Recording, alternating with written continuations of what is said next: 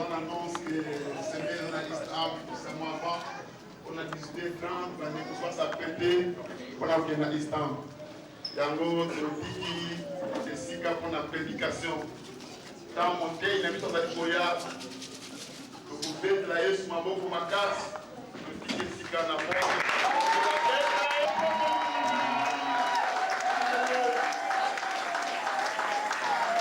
Alléluia.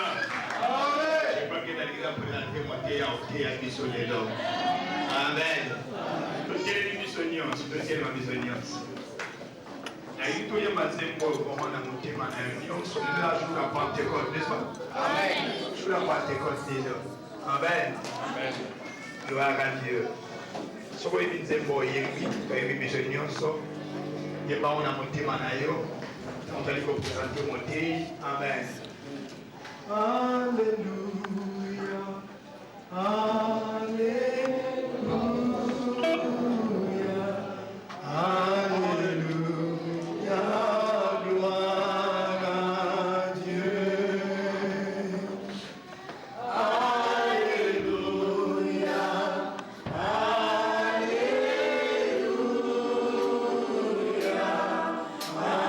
Alléluia,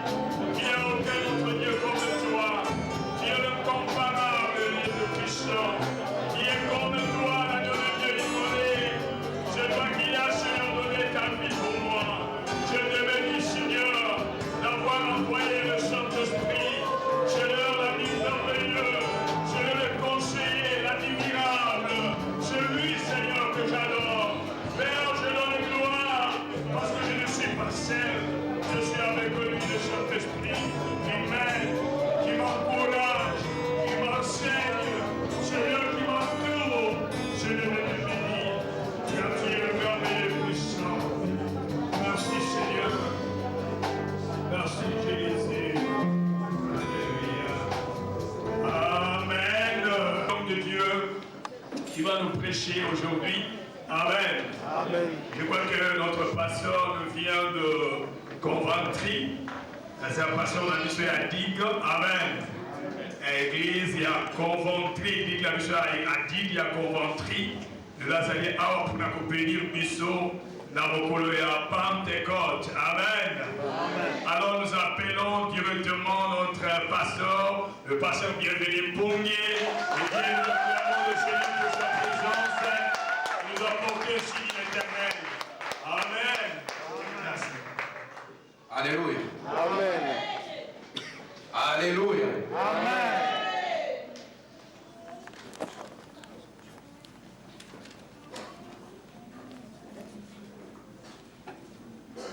Amen. Amen. Est-ce que nous sommes dans la joie? Amen.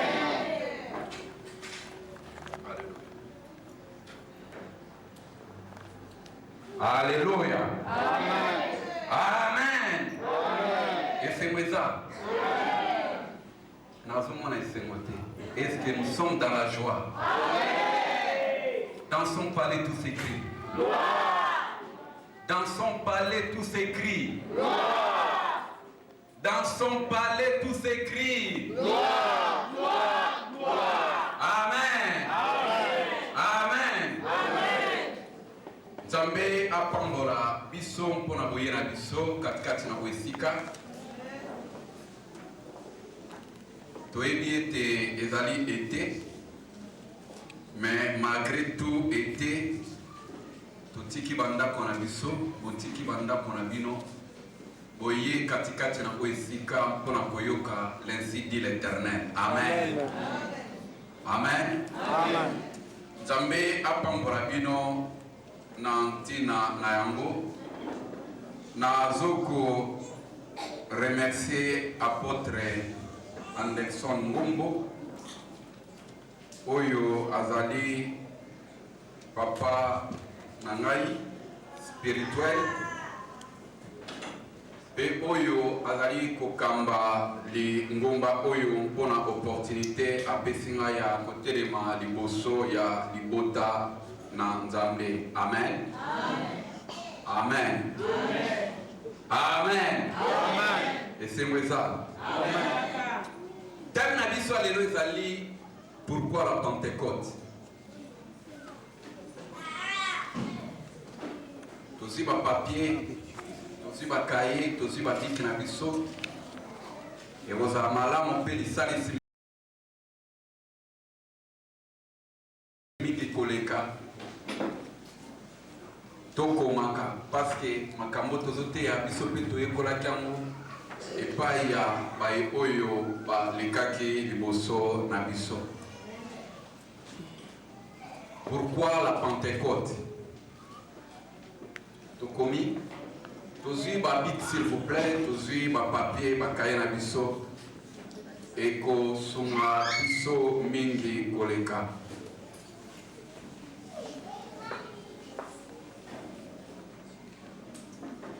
Pourquoi la Pentecôte?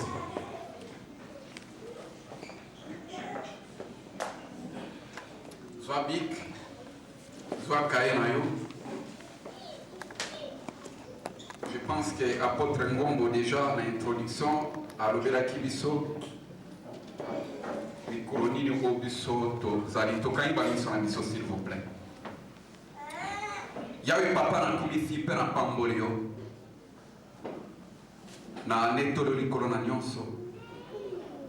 Il est écrit là où deux ou trois se réunissent en ton nom, tu es au milieu d'eux. Yahweh na kumisi pe na pamboli yo po tozala biso elongo. Papa nazali kolikia na maloba na yo. Natiki libota na ona se na loboko na yo.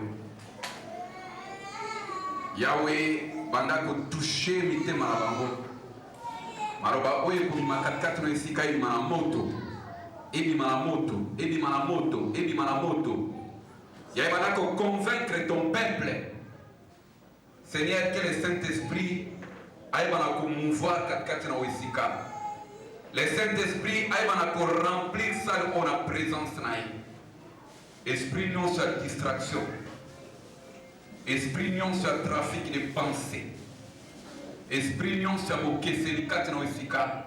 Na bandi ko lié pe ko tali songo na esika bikauka na kombo na Yesu. Yawe na bandi ko senga verve oratoire katikati na bomo ina naye. Abani ko senge para yo o remplir ngai na nguya na yo. Ya katikati no esika. kala compréhension ezala katikati na libota na yo basosola makomi oyo baaccepte yango yawe na mitema na bango mibimba na kombo na Yesu wazali nkolo mpe mobikisa na biso banso tolobi merci Seigneur Jésus-Christ. Merci Seigneur Jésus-Christ. Amen. Amen. Texte na biso clé eza na mokanda Actes des Apôtres. Actes des Apôtres, à chapitre 2, eza penda verset biso nyonso toyebi. La version a comme la Pentecôte, l'Esprit descend du ciel.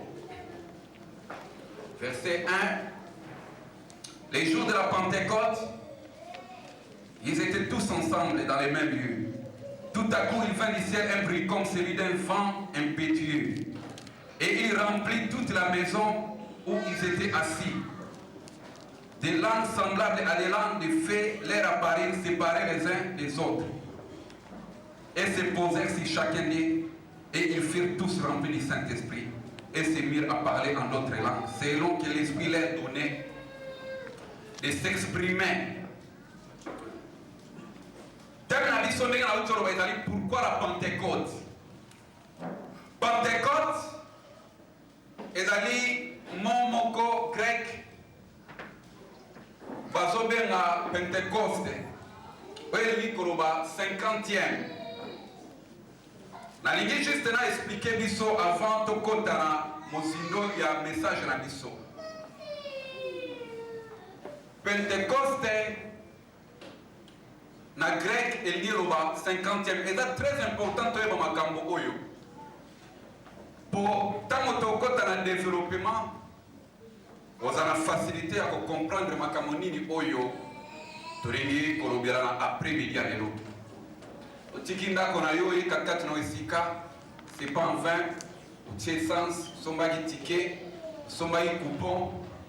Nalingaki te oya katikati na esika ozonga lolenge oyaki.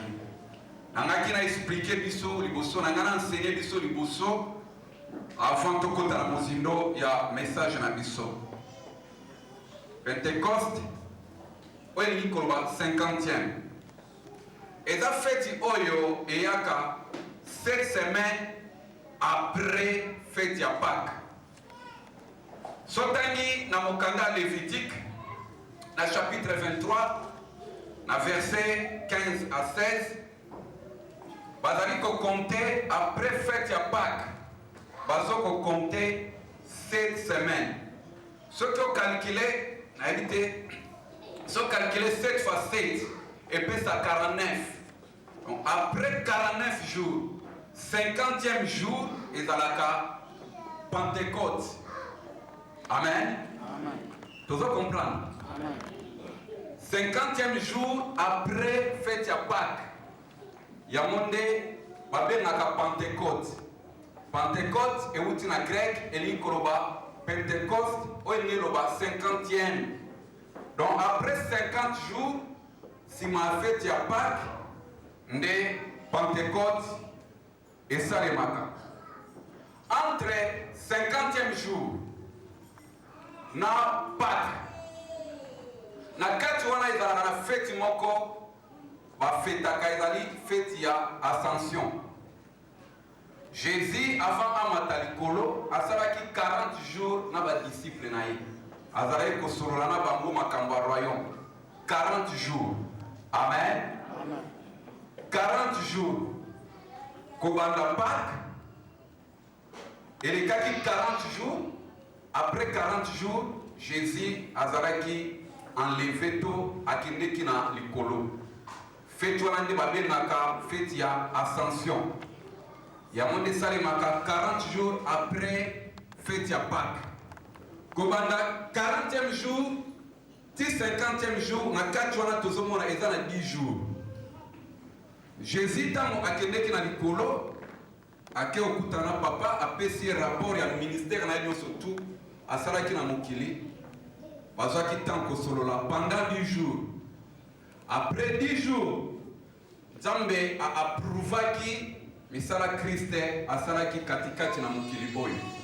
Nde promesse to ba promesse oyo Jésus alakaki badisciple ekokisamaki mokolo ya Pentecôte, donc 50 jours après fête ya Pâques. Amen. Tout le monde comprend? Amen. Amen. Tokei. Na Biblia, ba chiffre ezali significatif. 50 na Biblia soto tangi na mokanda nombre na chapitre 8 verset 25. Ba sacrificateur bazali kokende na retraite na âge ya 50 ans. 50 na Biblia eza chiffre ya retraite. Retraite ya ba sacrificateur. So bakokisi 50 ans bazali kokende retraite. Na Biblia pe bazali kopesa offrande ya 50 shekel oyo ezalaki mbongo bazalaki koutilize na ntango ya kala. Bato nyonso tu oyo bazalaki kosala ve bayeko bazalaki âgé de 20 à 60 ans bazalaki kopesa offrande katikati na temple. Offrande wana bazalaki kopesa ezalaki offrande ya dédicace.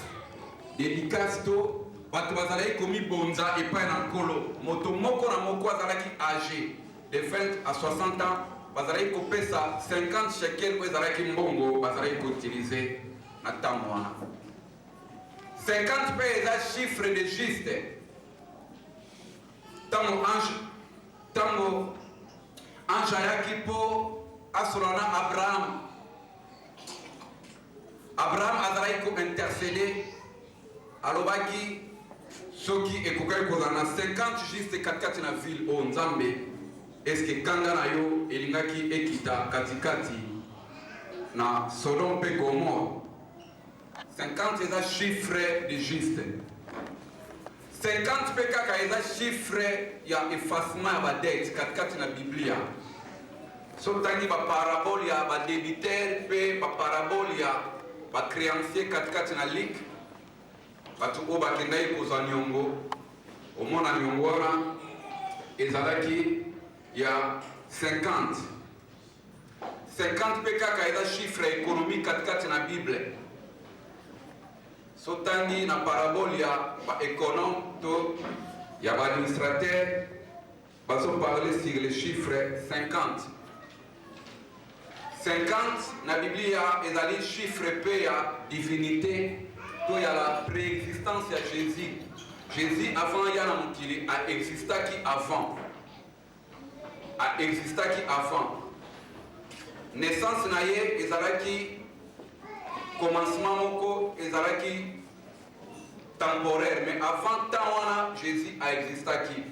Jésus azokoyebisa banganga na Nzambe avant Abraham azala ngai nazalaki déjà. Mais balobi yo ozalaki nanu okokisi nanu 50 ans te, comment est-ce que yo monaki Abraham?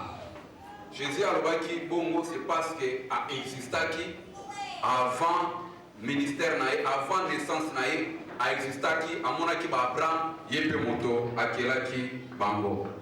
Alléluia. Yango Pentecôte ezali fête moko ya motuya mpe ya lisalisi mingi koleka. Biso lokola église esengeli na biso to célébraka fête oyo ya Pentecôte. Pentecôte soki tolobi to calculer ko banda Pâques elikaki 50 jours ekoka lobi. Amen. Lobi eza quand s'il vous plaît? Le 31 mai. Amen. Sauf 31 au sali moins 50 ekopesa yo mokolo Pâques elekaki. Soki ozika le même 50 au sali moins 10 ekopesa au fête ya Ascension. Donc Ascension salimaki le 21. Le 21 de Jésus amataki na likolo. 10 jours après Pentecôte et salimaki. Soki tolobi to calculer mathématiquement parlant 50 jours et kokoka lobi. Amen. Tozo comprendre. Nangaki na expliquer biso ba biloko nanu eza basic avant to kotana mozindo ya message na biso. La Biblia, calendrier qu'on va utiliser, et ça même calendrier pour utiliser les lotés. Ce qui, aux la Bible, où il y a étude, ont remarqué que 50 jours, basu yango na 3 mois où il y a katikati na Biblia. Basu yango na mois ya Nisan, où il y a équivalence ya mars et avril. Basu yango na mois où bazobenga na Biblia ya Zif to Jair, mois wana eza équivalence ya avril pe mai, pe Sivan où eza équivalence ya mai. Na Nisan bazui 15 jours, na Jair bazui 29 jours, pe na Sivan bazui 6 jours. Amen. Na éviter ce qui montaza la calculatrice a calculé na Nisan et puis 15 jours, soit ça 15 jours plus 29 jours, il y a moi, il y a Jair Pézif, et puis combien s'il vous plaît? 4. Ce qui na Sivan aux 6 jours et puis combien? Donc, basu yango na 3 mois. Oyo bazaraï ko utiliser na tango ya kala, na Nisan bazui 15 jours, na Jair bazui 29. Pe na Sivan bazui 6 jours, il y a mon sali 50 jours. Ils avaient fait pour célébrer le climat au Katuzanango. Climat pena, ils avaient moto moke. Natango Owana, bazalaki ko célébrer fête pour la Pentecôte na Israël. Fête oyo to Molimo Santo akitera kibaye koli, ezalaki na tongo. Na lobaneti lobi dimanche na tongo nango na 9h du matin nde Molimo Santo akitaki. Amen. Amen. Amen. Na ba version mususu ba komi moi ba heure différente. Mais soto robito calculer ba heure wana na ba heure na biso otozoko utiliser lelo et salimaki na 9h du matin, raison pour laquelle batu o bazalaki présent bazalaki ko kamwa parce que ba manifestation ezalaki ko salima katikati na bayekoli ezalaki neti batu balambwe masanga. Or na Biblia batu bazalaki komela masanga na pokwa to na butu, mais makambo oyo ba manifestation ezalaki ko salima ezalaki na tongo à partir ya 9h du matin nde Molimo Mosanto akitelaki ba yekoli mokolo ya Pentecôte. Amen. Amen. Amen. Amen. Sika oyo banani bakoki ko bénéficier na Pentecôte. Sotangi na Biblia bazoko différencier genre ya batute, donc masculin ou bien féminin. Kozala mobali, oyo kozala mwasi, ozana droit ya Pentecôte. Discrimination pezala kite. Mwana mwasi to mobali, okoyo kozala mokolo to mwana moke, ekipaki raste, ekipa hyper socialité, ekipa kite rang ozoko okipe na société. Ozala PDG, ozala esclave, motonyo surtout azalaki na droit ya Pentecôte. Amen. Tozomi siko na makomi, ozalaki basic, sengera ya biso to comprendre avant to kota na mozindo ya message na biso. Na tangi lisusu lecture na biso na Actes des Apôtres na chapitre 2. Les jours de la Pentecôte, ils étaient tous ensemble dans le même lit. Tout à coup, il vint du ciel un bruit comme celui d'un vent impétueux. Et il remplit toute la maison où ils étaient assis. Des langues semblables à des langues de feu leur apparurent séparées les uns des autres et se posèrent sur chacun d'eux. Et ils furent tous remplis du Saint-Esprit et se mirent à parler en d'autres langues selon que l'Esprit leur donnait de s'exprimer. Balobi awake mokolo ya Pentecôte bazalaki bango nyonso elongo esika moko yango katikati na église ezosema unité po biso to vivre Pentecôte lelo oyo. Église ezosenga unité bomoko ezala katikati na église. Lelo tozali kobika Pentecôte te, tozali kovivre ba bénédiction Pentecôte te, c'est parce que katikati na église bato bazokovanda moto na moto na kwe na ye. Moto na moto tozokoya katikati na église mais okomona kingandi na kingandi bayokanaka te, moto na moto aza na kwe na ye. Unité ezozala te, cohésion ezozala te, mais awa soki totangi Bible ezali koloba bazalaki bango nyonso elongo, bazalaki kozelela Molimo Santo koya, bazalaki ko expect, bazalaki kozelela eloko moko oyo esengelaki esalema mokolo yango. Ba caractéristique pe ezalaki tant Molimo Santo akitaki, makelele ezalaki makasi mokolo yango. Yango wana ezalaka contre baye oyo balobaka ke non nzambe tokoki kosambela ye na makasi te. So tangi na acte des apôtres bamanifestation ebele oyo ezalaki kosalema, makelele ezalaki l'un des caractères oyo ezalaki kocaractériser la présence du Saint-Esprit. Loba amen. Loba amen. Église de réveil ezalaki esika makelele ezalaka. Église de réveil ezalaki lokola hôpital. Soki na hôpital oyoka bana bazokolela, soki oke na hôpital ozoyoka makelele. Ezali l'un des caractères oyo ezali kocaractériser église de réveil.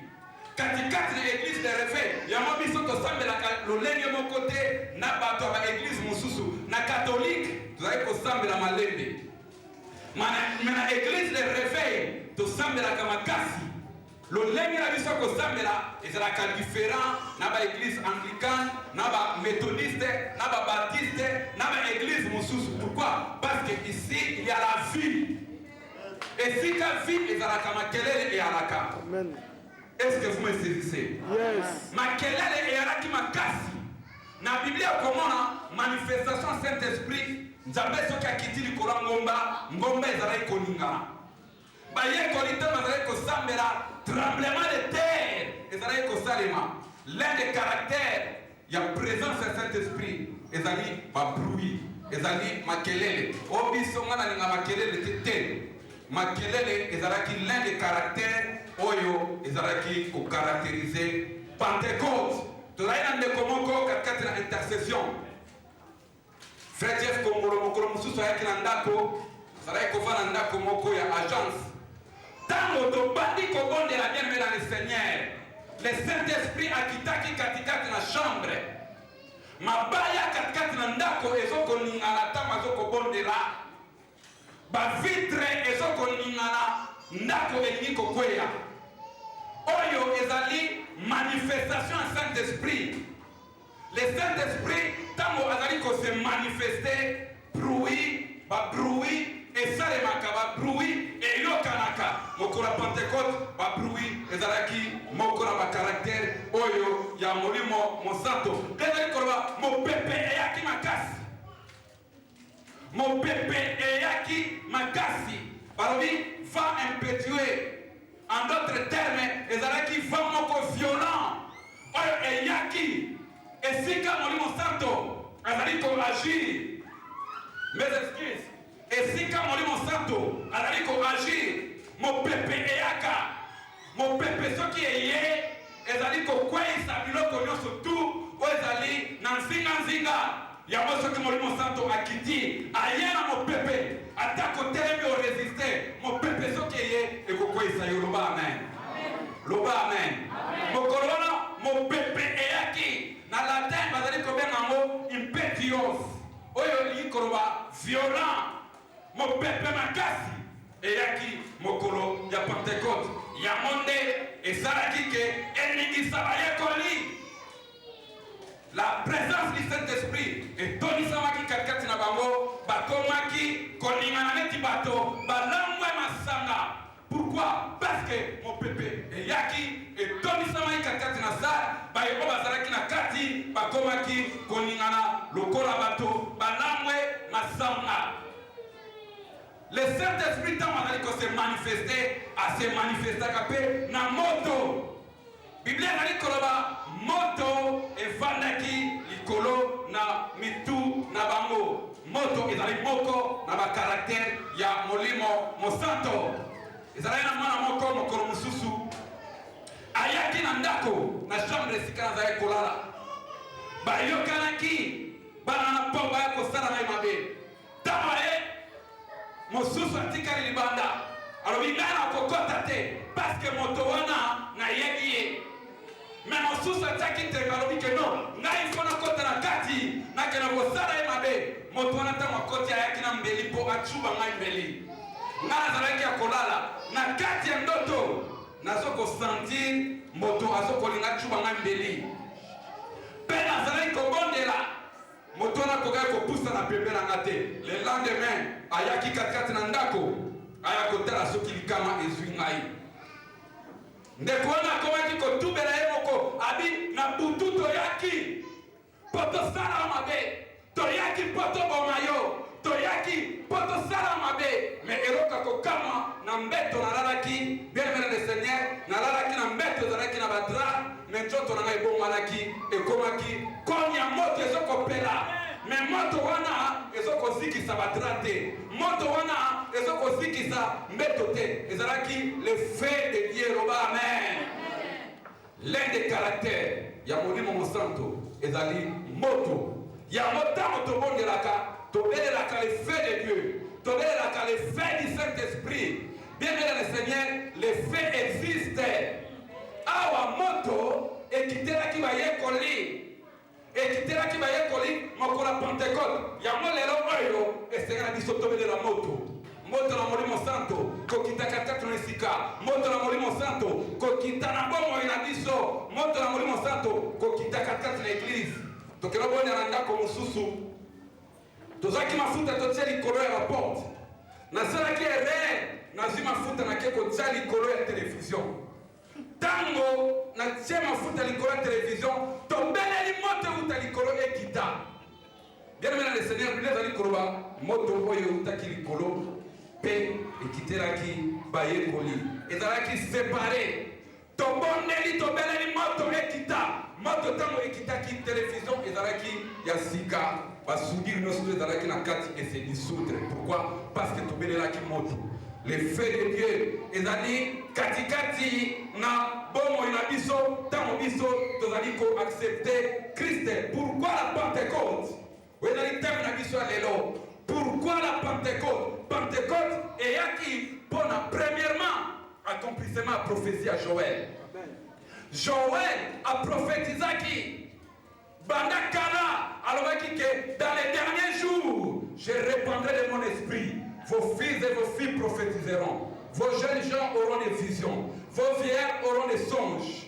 Pierre tango atelemaki a se référaki bobele na ba prophétie oyo Pierre a se référaki na ba prophétie oyo Joël a pesaki des années oyo elekaki avant. Pourquoi? Parce que Marwana Nzambe suka ekokisamaka ata umeli okozala katikati na esika ozala promesse na Nzambe ata promesse wana umeli zala na kondima ke tôt ou tard promesse wana esengeli ekokisama loba amen. Promesse wana soki Nzambe aprometaki olibala soki Nzambe aprometaki omokanda soki Nzambe aprometaki obana soki Nzambe aprometaki omapamboli tôt ou tard prophétie wana esengeli ekokisama loba amen. Pentecôte ezali accomplissement ya prophétie ya Joël katikati na texte na biso oyo clé na chapitre 2 Pentecôte biti nango ezalaki pour que l'église naisse. Église ebotamaki mokolo ya Pentecôte, église ebotamaki dimanche yango nde bakristo tosambelaka mokolo ya dimanche. Pentecôte esalemaki mokolo ya dimanche. Loba amen. Loba amen. Oyo ezali pourquoi Pentecôte eyaki to esalemaki katikati na bayekoli. Pentecôte eyaki mpona koconvaincre mokili na lisumu. Ezali koloba le Saint-Esprit azali koya mpona koconvaincre biso du péché. Moto azalaki moyibi, moto azalaki na misala mabe, le Saint-Esprit azali koya mpona koconvaincre moto. Azali koya mpo ayebisa oke non tika mabe ndimela Yesu salela Yesu yake pana Yesu. Yesu alingio mingi yango nde Pentecôte et yaki soki totangi na verset 37 toujours na texte na biso na chapitre 2 Bible lobi na verset 37 après avoir entendu ce discours ils eurent le cœur vivement touché et ils dirent à Pierre et aux autres apôtres hommes frères que ferons-nous les ali koloba ete tamba yokaki discours mitema na bango et tout amaki pourquoi c'est parce que le Saint-Esprit azali kolia pour convaincre bato na oetali lisumu Pentecôte et ezokolia pour convaincre bato na lisumu Pentecôte eyaki pour yo otondisama na molimo mosanto toujours na texte na biso le Saint-Esprit ayaki bango nyonso tu bazalaki rempli du Saint-Esprit bazalaki rempli du Saint-Esprit. Or, sans le Saint-Esprit, nous ne pouvons rien faire. Est-ce que yo, vous allez remplir du Saint-Esprit? Tous allez remplir du Saint-Esprit. Or, le Saint-Esprit, mokora Pentecôte, ayaki, pona, kotoni sabiso, na molimo, mosanto. Le Saint-Esprit, ayaki, 5e point, ayaki, poyo, ozala inspiré. Na l'obligate, première raison.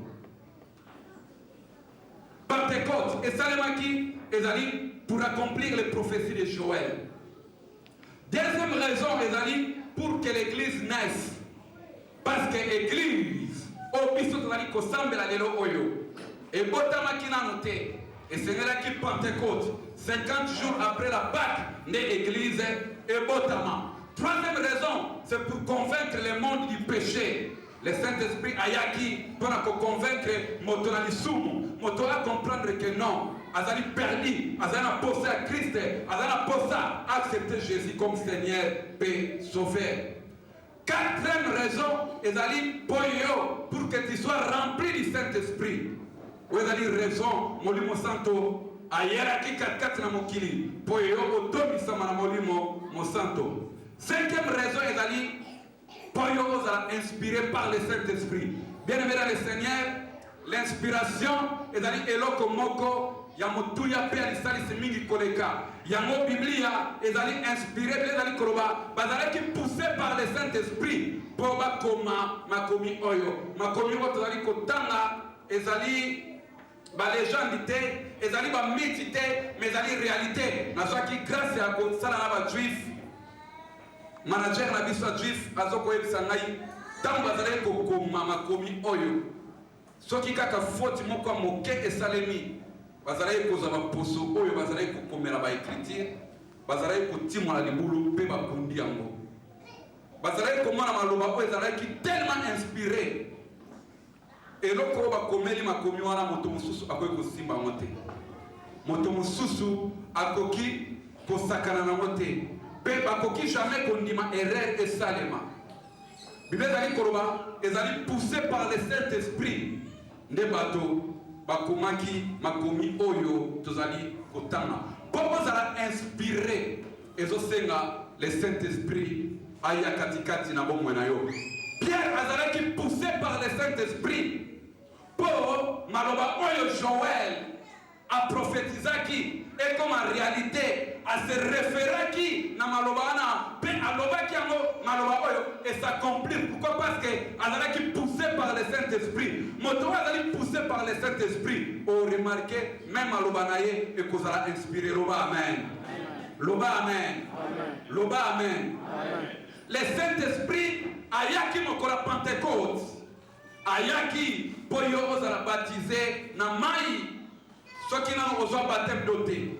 Soki nano bazimisa na maite. C'est le moment pour yo oluka ozala baptisé par le baptême d'eau. Na verset 41 toujours na texte na biso. Kuna balobi nini? Ceux qui acceptèrent sa parole furent baptisés. Bayo obandimaki maloba Petero alobaki bazwaki libatisi. Baptême ezali eloko moko malamu pe alisalisi mikoleka. Soki nano ozwa baptême te ezelo comme malamu pona yo oluka ozali batisi pour yo vivre la bénédiction ya Pentecôte ezosenge pana yo ozala baptisé d'eau ce que aussi baptême d'eau nde yo okoyeba na ko vivre ba bénédiction yo surtout ya Pentecôte.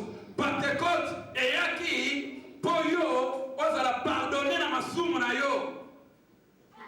Nzambe alimbisaka bato. Nzambe alimbisaka basumuki. Nzambe alimbisaka bapesher. Nzambe azali nzambe ya mwana biso tokoki kokokana na ye te. Moto soki alimbisi abosanaka te. Me nzambe soki alimbisi abosanaka likambo na loba amen. Loba amen. Le Saint-Esprit ayaki mokolo ya Pentecôte po masumu na yo.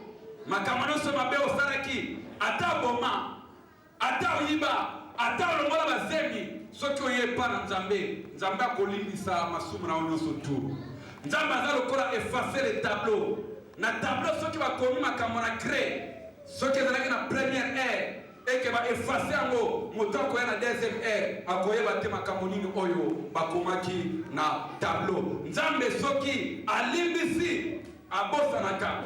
Mokolo ya Pentecôte, le Saint-Esprit ayaki mpona kolimbisa masumu na yo, mpona kolimbisa mabe na yo. Yango kovivaka na passé te, kovivaka na culpabilité te. Il y a des gens bazali kovivre na culpabilité. Ah, est-ce que nzambe alimbisa ngai masumu nga na sala makambo oyo nga na sala? Nzambe soki alimbisi abosanaka. Loba amen. Pentecôte eyaki po yo ochange bomoi na yo, au changer finayo. La zoologie de la métamorphose et la transformation que subissent les animaux pour devenir addicts. Amen. Métanoïa, au grec, changement de mentalité. Nous avons pour ça, vous allez changer. Azana pour ça, vous allez changer. Combien de fois vous allez connaître l'église? Combien de fois vous allez côté ayo? Combien de fois bazoko sunayo? Combien de fois pasteur azoko suranayo? Mais ozoko lina ko changer bomoi na yo te. Or Pentecôte yaki et salema ki mokolo wana po yo ko changer vie na yo. Po vie na yo ezala transformer. Les amis, si quelqu'un est en Christ, il est devenu nouvelle créature. Les choses anciennes sont passées, voici toutes choses sont devenues nouvelles. Mais yo ti lelo zalaka motakala. Nzamba zala posa ko motasika. Ce que vous avez monté masumu, vous avez monté milango, monté mabe, Nzambe azana posa yo ko changer. Parce que Pentecôte et yaki pour bafina biso ezala changer, bafina biso ezala transformer. Pentecôte et yaki pour yo okoma koloba minoko yasika. Mokolo wana Pentecôte 13 langues ce que tangi toujours dans acte de. Vous remarquez, il y a 13 langues oyo, bazaraï koloba, katikati, na chambre haute. Et parmi les 13 langues, il y avait 2 langues africaines. Oyo, ba disciples, ba yoka ki mokoloango. Parce que les années koloba, ba juif o bazaraki mokilimo baba yaki katikati na Jérusalem. Ba yaki katikati na Jérusalem. Pe ba yoka ki bango koloba minoko oyo, bango bazaraï koloba na bamboka o bango ba utaki. Quand le Saint-Esprit a quitté la Bayekoli, Bakoma Koloba, des langues étrangères. Voyez, vous dites en grec, vous avez une dissonance. C'est non spécifique Koloba, étrange. Donc, la langue, n'est-ce pas, cours de langue. Et ça n'a pas langue, oyo, batomusus, bakokaki, koyokate, mais bayo, oba utaki na mboka misusu, bazarai koyoka. Balobaki, balangi ya minoko, balobaki balangi ya bayo o bafandaka na Libye, balobaki pe balangi ya bato o bafandaka na Égypte, mokolo ya Pentecôte. Balobaki minoko wana lelo nzamba na posa yo oloba minoko mususu, yo oloba minoko asika, parce que ezali Pentecôte. Et Seigneur yo o bénéficier na ba bénédiction surtout ya Pentecôte. Parce que Pentecôte est une 50e Okokisama, Lomi, dans la posa, et au vivre, la bénédiction, surtout, il y a Pentecôte. Nous avons une seule intercession. Mon colomosus azolo chinois. Tango azokolo chinois. Ayena qui m'a tambour azale kolobate. Mais il y a une seule mosus azale pembeni.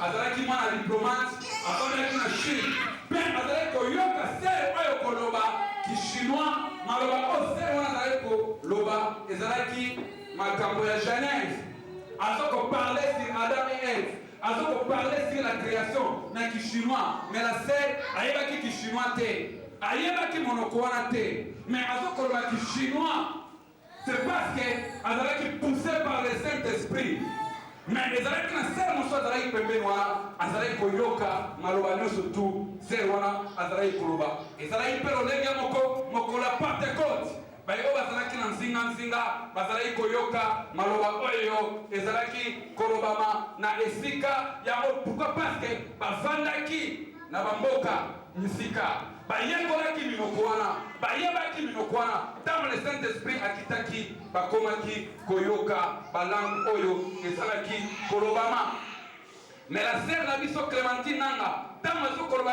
chinois ayebaki makambo azokoloba te mais la sere oyo azalaki pembeni akomprenaki maloba nini oyo la sere azalaki koloba mokolo mosusu tozalaki nakiakezaki na intercession na permanence azalaki kolobaki tetela mais akenda na kasai te azalaki kolobaki tetela pourquoi parce que azalaki poussé par le Saint-Esprit ezalaki na mama moko azalaki pembeni wana ayokaki azokolobaki tetela akama mais diakre ezaki azalaka motetela abombelanga ayebisaka eloko moko te ntango intercession esili sere na biso naki okutana docteur André Salazar kwaki mais diakre ezaki azala motetela ayebisaka nga te mais nga nayebaka te abi ase que je sache diakre ezaki fa azala Congo aza motetela te te nga nayoki vraiment azokoloba kitetela azoloba maloba na Nzambe loba amen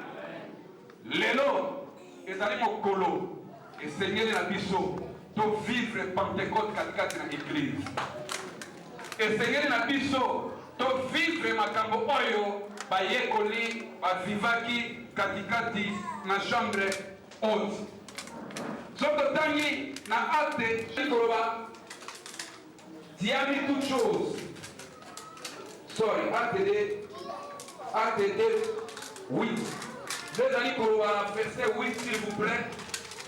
Verset 8 s'il vous plaît. Et comment les entendons dans notre propre langue à chacun, dans notre langue maternelle. Comment qui koyoka bayekoli na minoko oyo bango bayekolaki na bamboka oyo bango bafandaki. Lelo oyo esengana biso to vivre makambo oyo. Toza na posa baye oyo bakoloba lelo oyo na kitetela bakoloba na kisonge bakoloba na kijogwe bakoloba na kiyombe. Haleluya.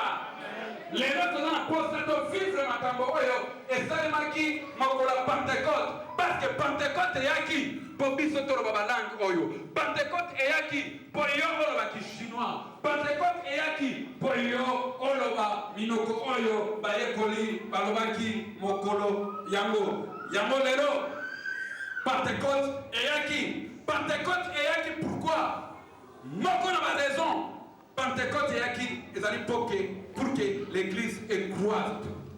Église esengeli croître. Croissance numérique esengeli ekota katikati na église. Na acte 2 toujours na acte 2 na verset 41 Bible lobi ceux qui acceptèrent sa parole furent baptisés et en ce jour-là le nombre des disciples augmenta d'environ 3000 âmes. Amen. Amen. 3000 âmes, une seule prédication. 3000 âmes bazalaki sauvées. Alléluia. Amen. Alléluia. Amen. Banda kotala, est-ce que aussi au moment à 3 personnes katikati na église? Amen. Alléluia. Biso tokende convaincre l'église etindaki biso. Tokende na madame na ngai tosala évangélisation na ndenge moko ya osakana te. À un laps de temps, tu gagnais au moins plus de 40 personnes. En 2003, tant que tu es convaincu, 42 personnes. Alléluia. Alléluia. eza défi pour na yo. Convaincre eza mboka moke. So tolobi to comparer na Londres. To salaki pas même une année, to gagnaki plus de 40 âmes. Alléluia. Batu boni oyo aussi au gagnant. Mais ceux qui tolobi to compter ba aussi au lomola. Baza ebele. Mais au même temps pas de mon côté. Amen. Yamwa nazalaka jaloux. Alléluia. Nazalaka jaloux. Pate soki aye. Ezala pate mususu. Donc soki aye te mukolo wana. Nazo benga ifola ke lotala ye. Batu boni oyo aussi au même na église. Na oka mukolo musu apôtre azo loba awa. Ezali défi ane oyo singana biso to gagner. Moto moko na moko gagner de. Na mon exemple prophétie. Alléluia. 3000 âmes. Donc, gagner 3 âmes pour la Christ. Pentecôte et yaki pour bisoto gagner ba âme. Pour bisoto longola batute. Ono ngai na côté ya batute na okene ke na ba milliers ya batomangala te.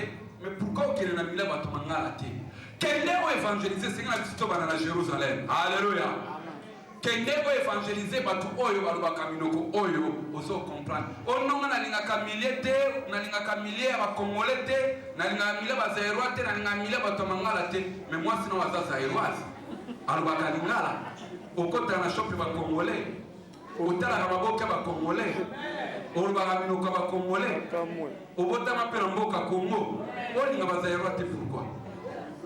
Amen. Tout ça la pose ça de comment na moko azali kwa katikati na église. Eza Pentecôte. Eza défi. Soki biso na espace ya inane to kwa ugami 40 ans. À combien plus forte raison bino boza katikati na mboka munene neti Londres. Atam pate moko na nganyati. Amen.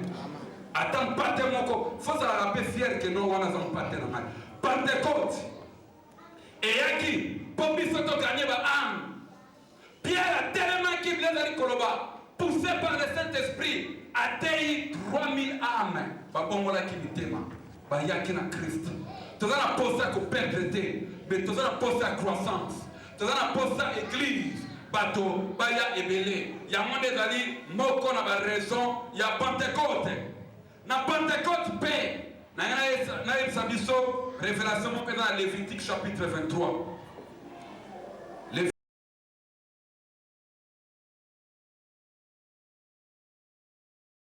Lévitique chapitre 23. Dans Lévitique chapitre 23, verset 15 à 22. Dans Pentecôte, parce qu'il y a une offrande. Amen. Nana y a une offrande à Pentecôte. Offrande à Pentecôte et Zalaka. Offrande au thé, oyo bomisa qui est une expression ya bolingona yo et pas nzambe ya moté. Offrande pour la zali kolobela awa ezali offrande ya Pentecôte. Nana yena offrande à Pentecôte.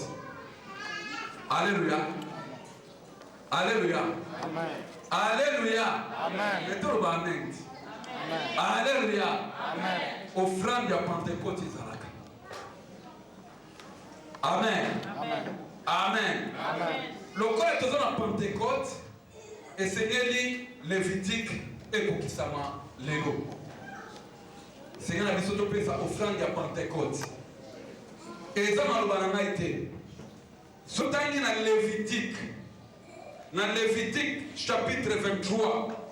Au Komona, Bible Dani Koroba, dans le titre Nana Ava Komi, la fête des prémices. Balobeli la Pentecôte, comme on a verset 15, qui non la verset 22, Pentecôte. Derrière le Seigneur, comme il nous a maté au credit crunch, oh, on a beau crise et côté dans mon kiri, crise et bandana mon kala. Amen. Amen.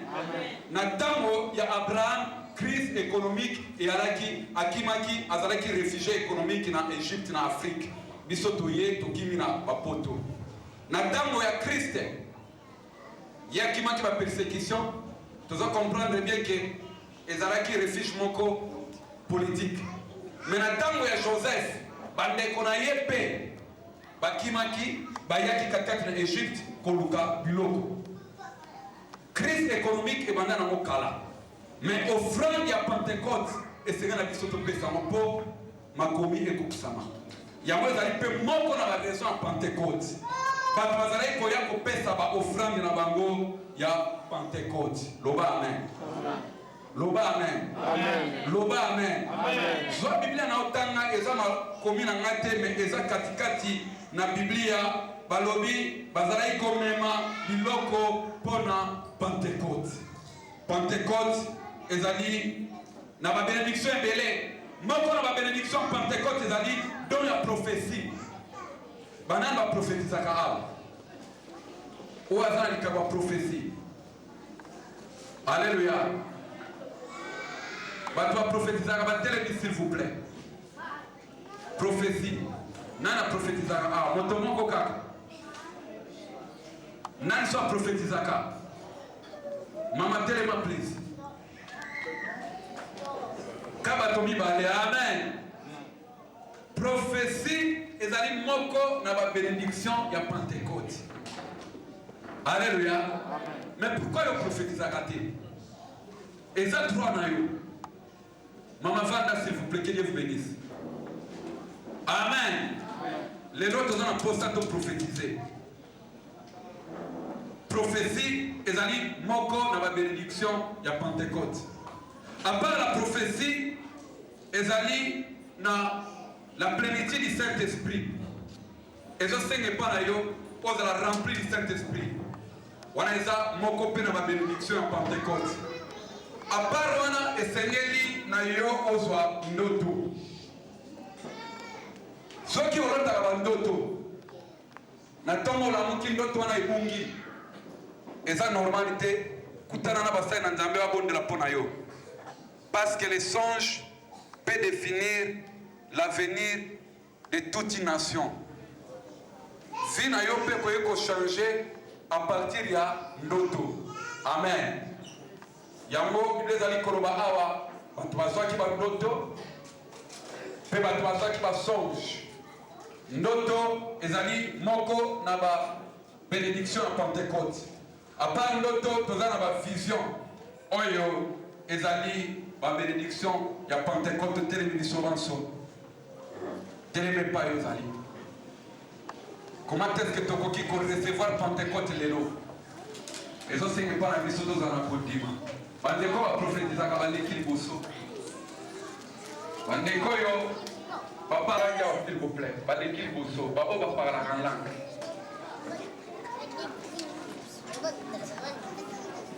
Bandeko ba prophétie baleki.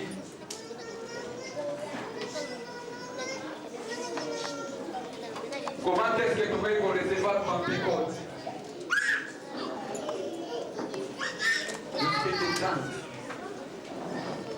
Banan balobaka en langue s'il vous plaît. Baleki liboso.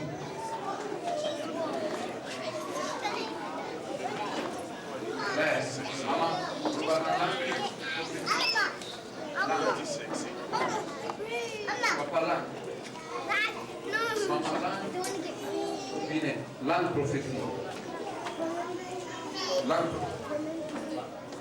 Langue. Peut-être que sommes en société.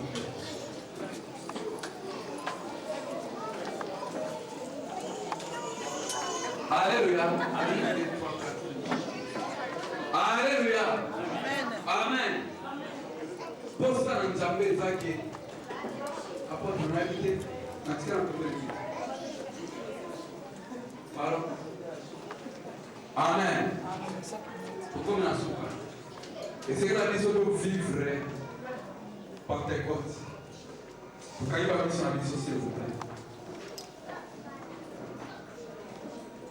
Pentecôte, s'il vous plaît. Au bandit au monde là.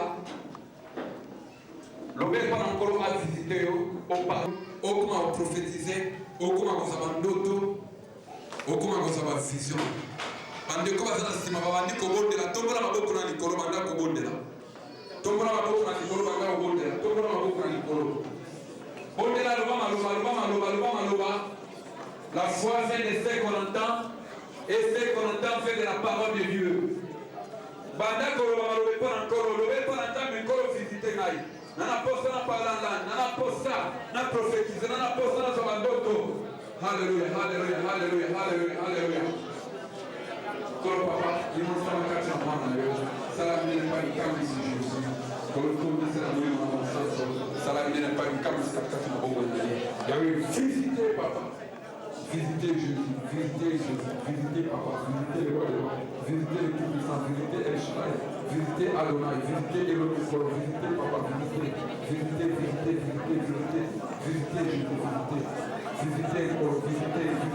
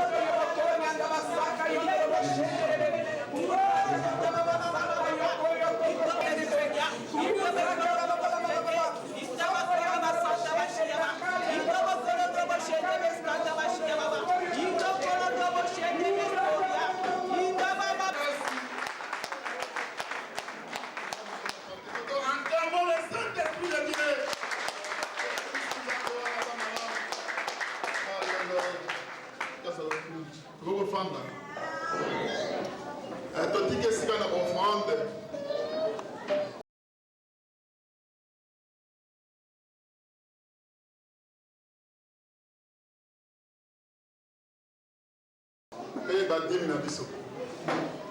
C'est-à-dire babongisi so ba panier mpona kofrande. Ba musicien ba milengeli mpona ko argumenter muke mpona ba débat biso offrande.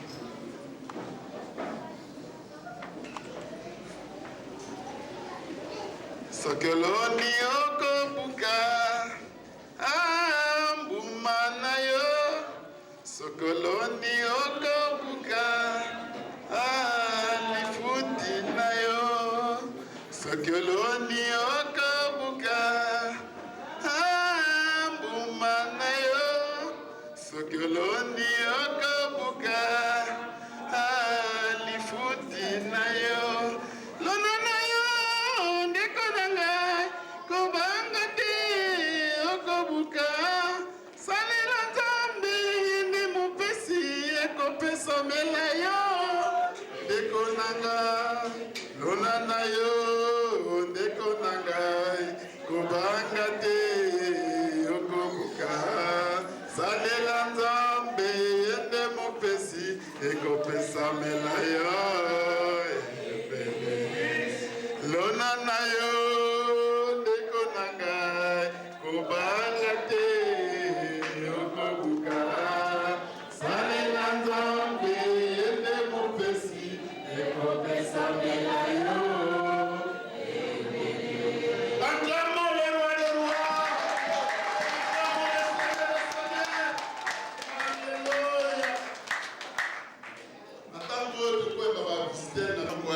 Pour la première fois, côté les mapos, les côtés d'ensemble, tout pour y aller.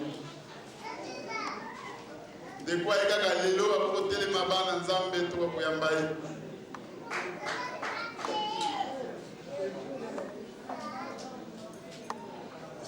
Oui, tout ça a visité son raconteur à Bissot. On s'est ramassé les mains. Acclamons les rois des rois, acclamons le Seigneur des seigneurs. Alléluia. Découpez si comment on a eu pour essayer si Kaouti. Pardon? On a Greta. On a une surprise Kaouti d'Agenom. On se paye pour avoir les Sika Oe.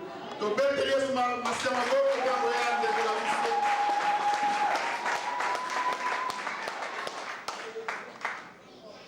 Asuka bokuta na frère Rigobert, va frère Rigobert. On se voit ndeko na biso. Amen. Les amalamu pour évangéliser. Ndeko na memio. Na memio ye moko na memio. Amen. To mettre yes maboko makasi. Alléluia. Okamina shanda memie. Ngombe sengi ko ma 3 personnes ane oyo. Amen. Annonce pour tous les endroits les aliboétés. Sœur Nabisson n'est beauté, c'est eux qui avaient éprouvé. Kennedy Cameroun la semaine passée pour la partie de Bonabango. Parce que Bazongaki, il y a un autre pour penser à matin et vous allez l'élo. Pour penser à matin et vous allez l'élo. Côté Ashway Kuna. Le 5 bandeko balinga mitos à wana ebele pour avoir consoler de Bonabisso. Amen. Bolingo eba atamo la passe. Alléluia. Monter à tennis c'est le moment où le ban ensemble là toujours ini. Alléluia. Baye ko baraki ini avant les saints esprits ali 4 na bango. Tant que ali ini ikamwezine de que supérieur. Et c'est que une présence na yo na 4 sika wana. Alléluia. Et puis annonce vous allez à suivre les alliés na East Ham pour la séminaire à Pentecôte. Nous avons été séminaire dans le programme à 18h30 pour expérimenter la Pentecôte. Alléluia. Tout le monde a été vraiment dans le Saint-Esprit afin qu'il précise le message des Agnambouya. Alléluia. On te pamboline Zambazali Malam. On rappelle ce annonce pour la maman et le comité. Vous allez à la réunion à Bino, vous allez le 2 juin, mardi le 2 juin, à 18h30. La maman et le comité vont à la réunion et de prière. Vous allez à la prière quand les Sika Oyo, vous allez à la télé, les Sika Wana. Nango, pour la construction de ça, tu vas dire que Sika na Thomas Nabiso, il y a beaucoup de tirer une séance. Tout le temps, vous allez voir, tu vas béter les Sumaro, tu vas béter la Minolo, alléluia.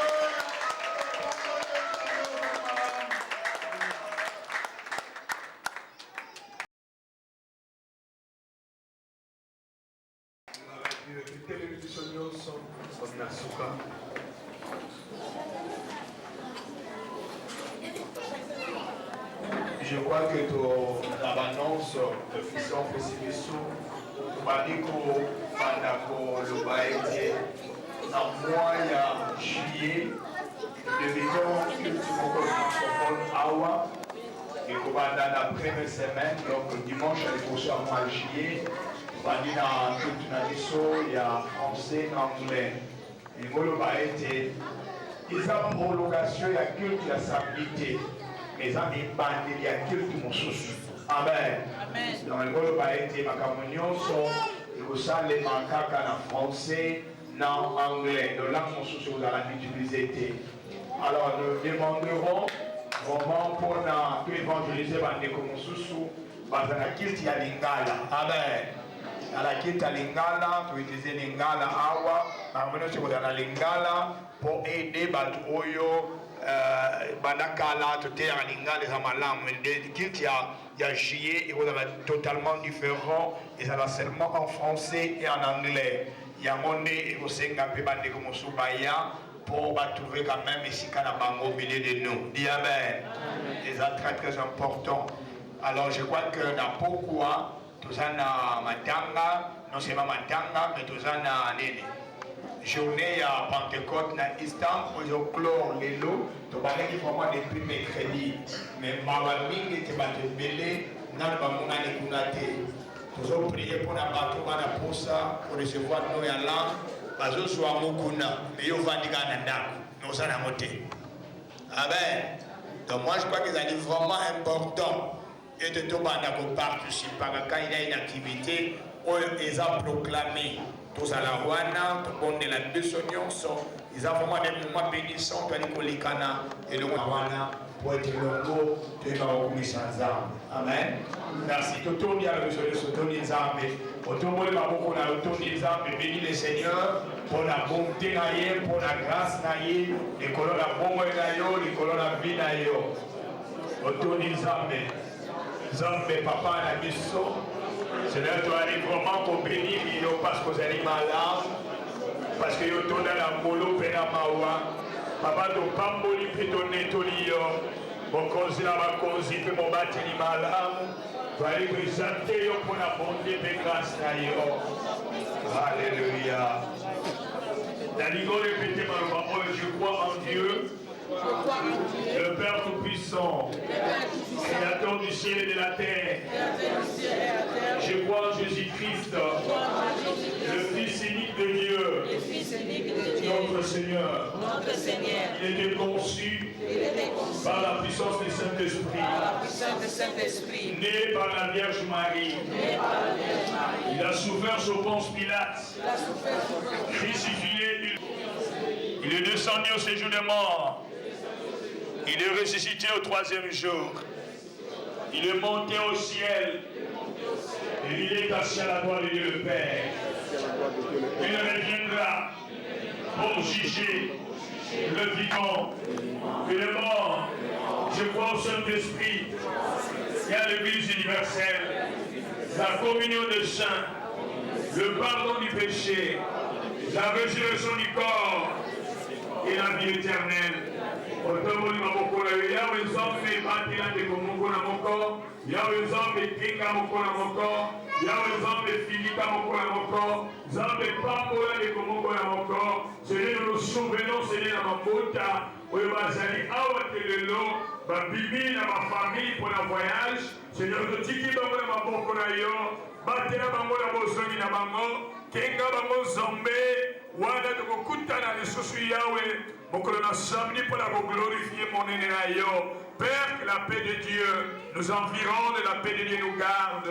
Papa, mi monisa et pasteur néné, pesa et pétimia pour la gloire na yo. Zambe do tiki ya solo poko na lelo, na istam na maboko na yo.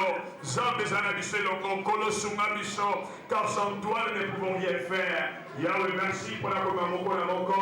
Je lui sais pédé kukele na sena kiga na yo. Oye me solo il bon de la sona kombo na Yesu. Biso man sur le bi. Amen.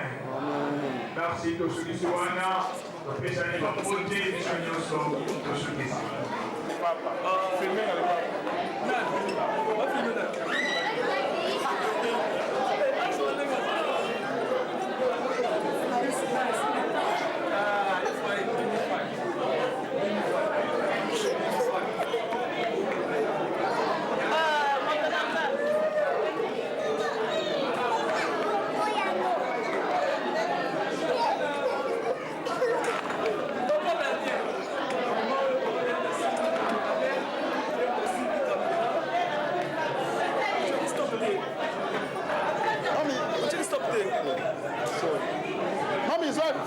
Pardon, Astra Musala, Tomado, Beta Maya.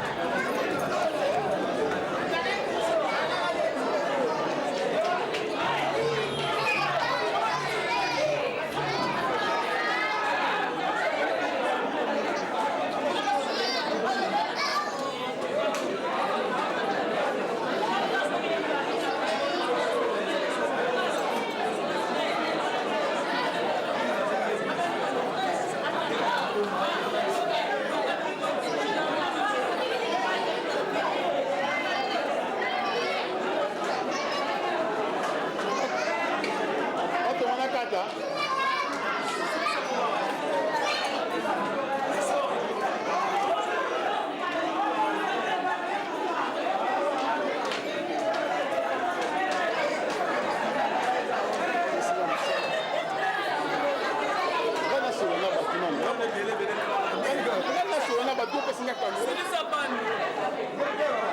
Combien? Et tu as dit ça, Mende?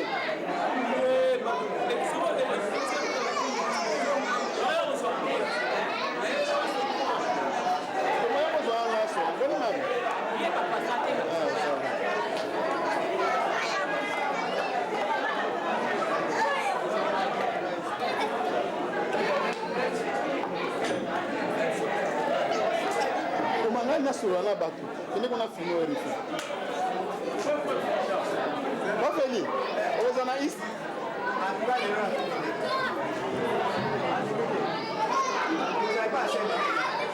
Aux avons malheur.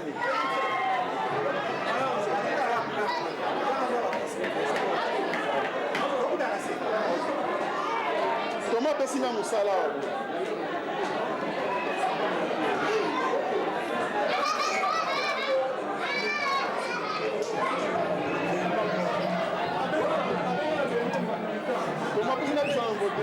Comment?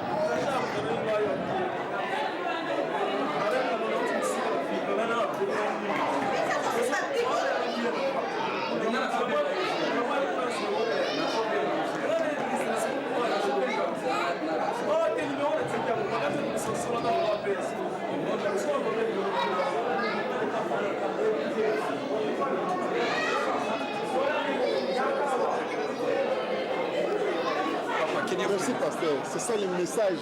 Ah bon? Le plus précis qui annonce. Ah, quel est le message vraiment? Ah. C'est ça le message. Fantastique. Tout le monde, papa, n'a pas besoin d'année, à ça, Mukambi, à cellule, à Acne.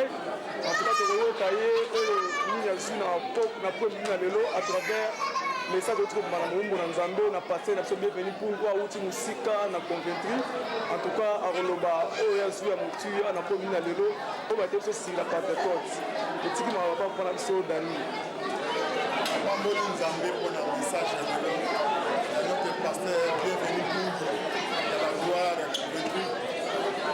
chaque message wala la nimotei a parler na mingi mutuya kuna on a signé à l'idée Pentecôte ali début église dans l'église de Bandaki. Amen. Dans l'église de Bandaki c'est une Pentecôte. Amen. Dans l'église de Bandaki. Donc nous sommes en train de signaler que dans le Pentecôte il y a qui Pentecôte a une influence. Amen. Un mouvement. Amen. Alors que si quand moli mon nzamba zali il faut bruit. Amen. Bruit zala. Amen. Amen. Le Saint-Esprit, le Saint-Esprit a été le Saint-Esprit a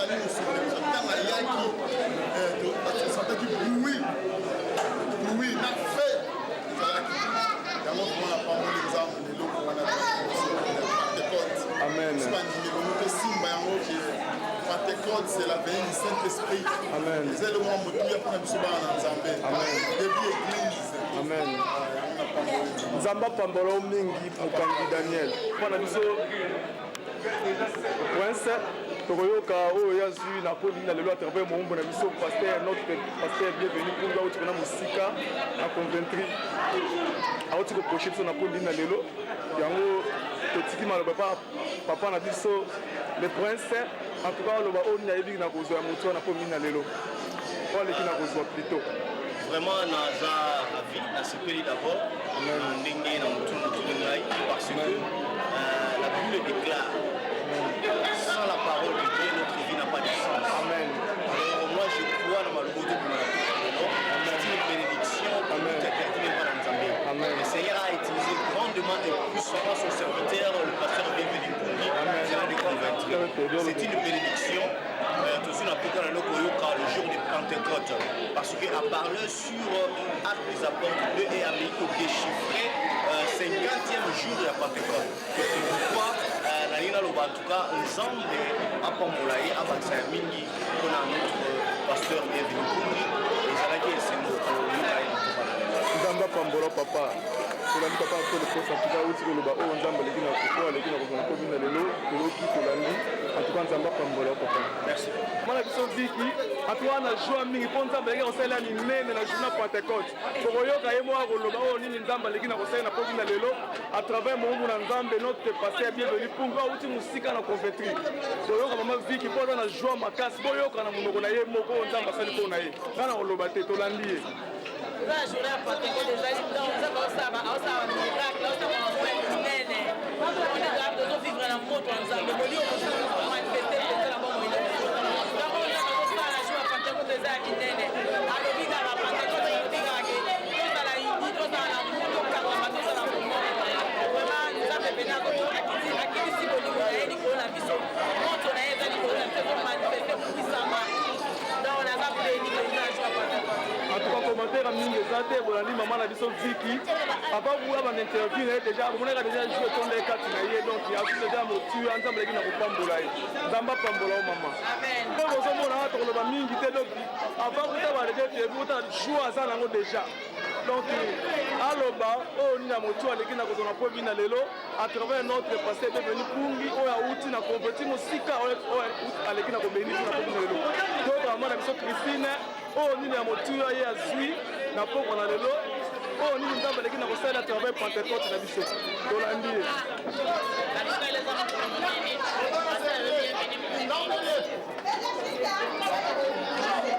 eleza ye mokolo monene paster tobienveni mpungi auti na convaincri ayebate ya biso maloba ya motuya eloko etangami Pentecôte ele ya motuya tosepeli maloba na nzambe totoni nango mpe topampe koleka olingi toinvite moko mosusu ya Pentecôte aya elobi elobami lelo mpona Pentecôte toyebaki yango te me toyeba vivre yango lelo tosimisi wana kopo na yesu nzambe apambola mpona mokolo ya lelo wana sere so Christine auti koloba antuka tolandi ye mpenza tokama nzambe apambola yo namoni mpe eloko kati ya motuya mpenza nzambe apambola yo sere na biso vive tokoyoka ye bomonaka joie deja aza nango deja donc aloba oyo aleki na kozala motuya à travers notre pasteur bienvenu pungi na mate ya uti kote tosikila na Pentecôte en tout cas toyoka sere na biso akoloba oyo aleki na kozala na po mina lelo ndenge nzambe aleki na kosalela ye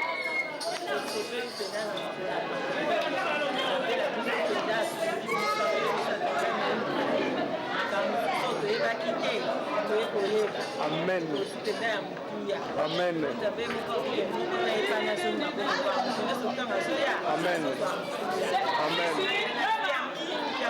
Amen. Donc commentaire ya mingi eza te nakotia commentaire te po bakambe balinga koloba donc c'est na sala koloba déjà avant kuta ba déjà interview déjà jouer des ezalaki donc nzambe aleki na kosala minene na po mina lelo à travers message o nzamba pambola o ser na biso o mana biso zola aza moko basimbi et texte bakuta baningisaka ton na nzambe donc bokoyoka ye akoloba oyo ya motu à travers Pentecôte lelo à travers notre passé venu pour toyoka ye oyo ya motu aleki na kozona poko ya lelo tolandi ye Agora esse é makasi parce ezali Pentecôte tobebisa biso ke ntango bayeba basangane na Pentecôte nzambe akitaki nguya na ye alobaki lokola side biso mpe lelo paster bienvenu ngaki eyaki vraimen nguya ezalaki makasi vraimen prosese ezalaki makasi tolobi lokola sika tozala parce que toyebi ke nzambe asali makambo ebele oyekangaki babi na biso ekwei parce que Pentecôte eza moto ezikisi nyonso moi na kombo na yesu nzambe apambola o mama eoto na fo na biso invité aloba oyo azwi na pomi na elo atabe makele na biso ya Pentecôte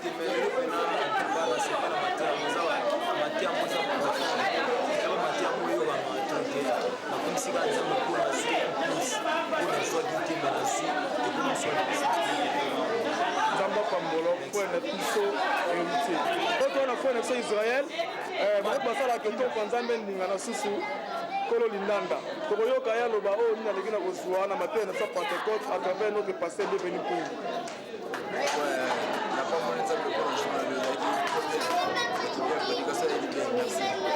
nzambe apambola to na se na so lipasa tokoyoka ye aloba nini aleki na kozwa na po bina lelo toyoki nasepeli mpona mateya lelo ali kitoko tomoni mpena nzambe nzamba pamba mama na biso awa tokoyoka loba azwi na mpoka na pombi ya mateya lelo toyoka ye oyo nzambe aleki na kosala minene